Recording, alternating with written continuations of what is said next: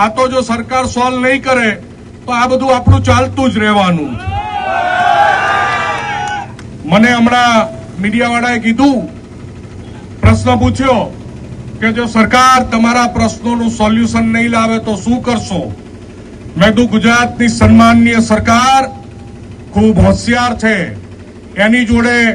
IB છે, input છે, અને સૌથી મહત્વની વાત અમારા બધાનો બાયોડેટા છે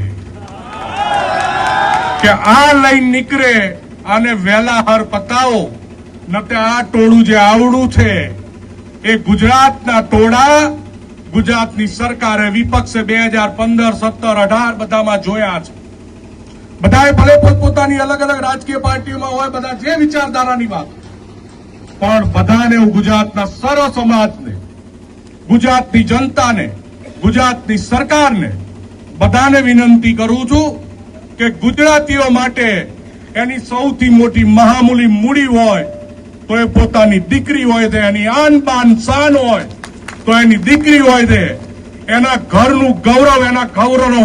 મુગટ હોય તો એની દીકરી હોય છે.